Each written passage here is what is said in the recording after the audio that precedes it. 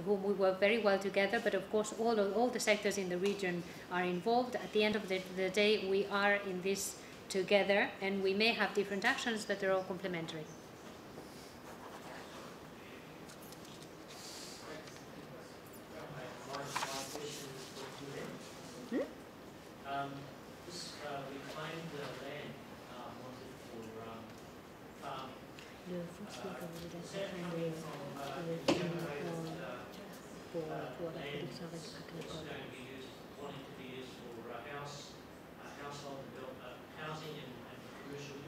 What do you mean?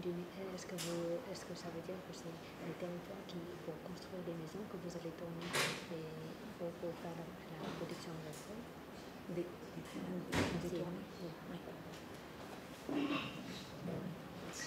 Aujourd'hui, nous avons une pression foncière très importante parce qu'une croissance démographique également importante, on ne peut que s'en réjouir. Donc nous sommes toujours devant ces difficultés entre d'un côté accueillir des nouveaux habitants qu'on ne peut refuser, accueillir aussi de nouvelles entreprises qui sont importantes pour le développement économique, et de notre côté cet enjeu de préservation des espaces naturels et agricoles. Donc chaque fois qu'il y a des terrains qui se vendent en zone agricole, bien entendu que nous les achetons, et nous avons aussi du foncier qui nous appartient, et nous essayons bien de trouver ce juste équilibre entre d'un côté une préservation absolument nécessaire de ces espaces agricoles et d'installation d'agriculteurs, et de l'autre côté également bien sûr accueillir ces personnes, donc construire et accueillir des entreprises. Donc c'est toujours difficile, mais ce qui est plus difficile pour nous, c'est les propriétaires fonciers qui font de la spéculation foncière, même les agriculteurs, c'est-à-dire des agriculteurs à la retraite qui veulent céder leur exploitation et qui sont prêts à les céder, voilà, non, pas à des agriculteurs.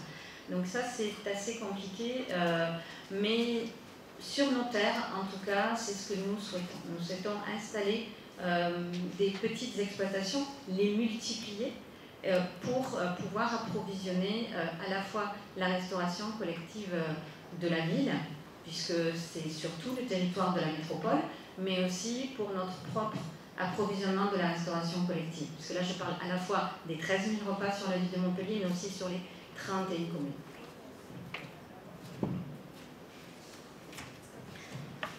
As I said before, we do have real estate pressure because we have to answer an increase in the population.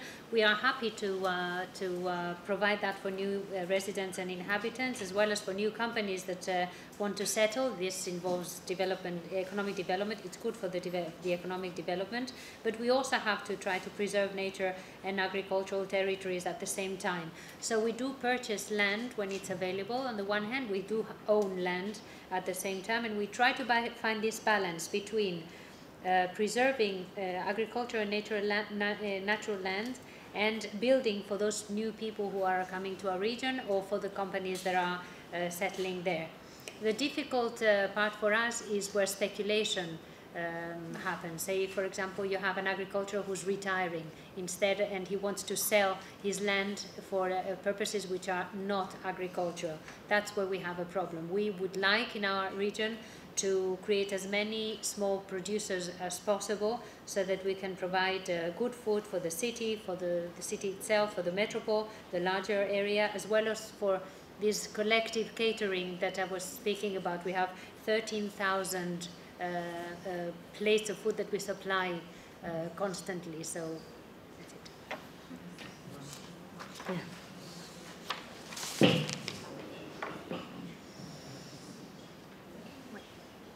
Hello, my name is Luis. I represent Greenpeace. First of all, a big congratulations to all of the panelists and good initiatives that came from the city. My question is about meat reduction. We saw before how important is the meat reduction in the food policies, and I would like to listen to experts. How do you think we can put it in the center of the food policies in the cities and even in the governments, like in New York?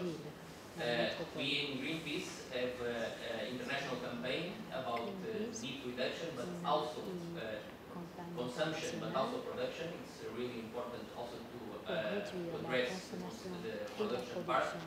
And we settled an objective to reduce half of our consumption and production to 2050. So I would like to listen to you.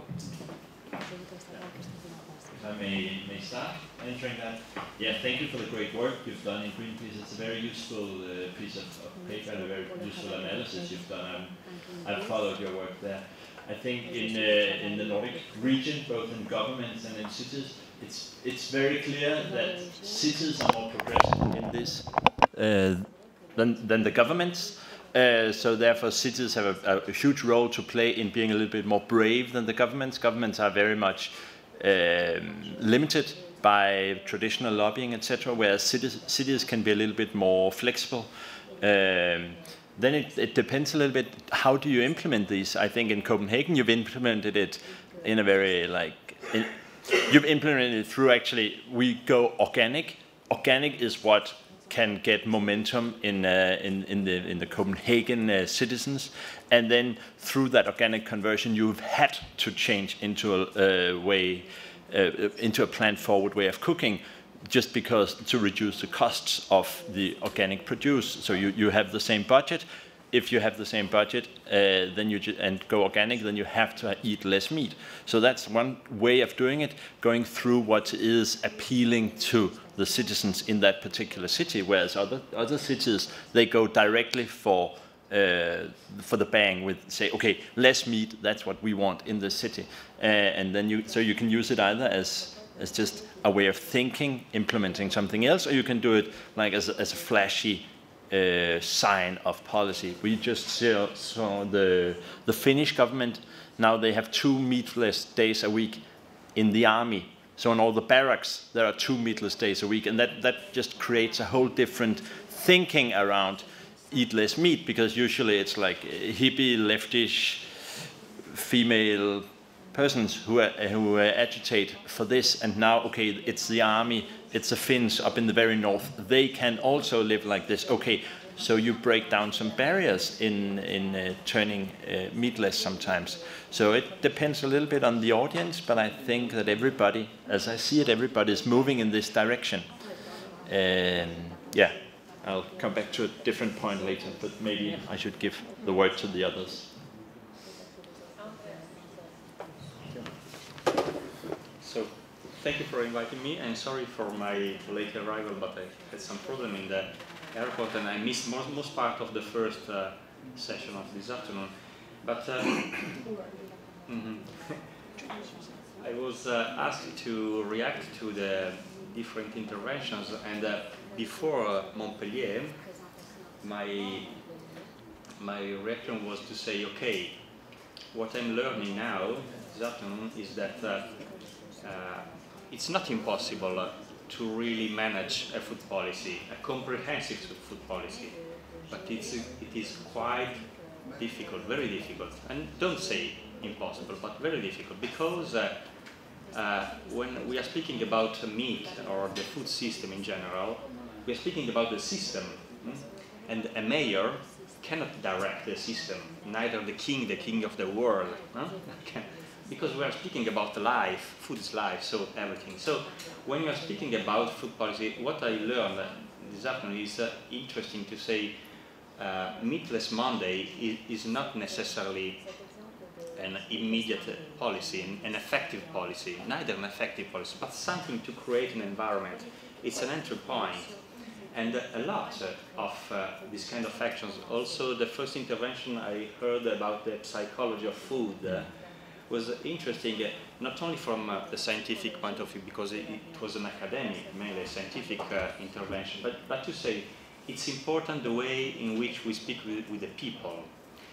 And my opinion, connecting the dots of the intervention of this afternoon, is to say that what is important to create a food policy, and maybe also to manage, to implement a food policy and to transform it into a very concrete project for a lot of people, is to create a common sense. First of all, in my opinion, in my experience, not only in food policy, but generally in my life, I've been working for a lot of institutions as a strategic consultant to create strategies. And the comprehensive food policy is a strategy.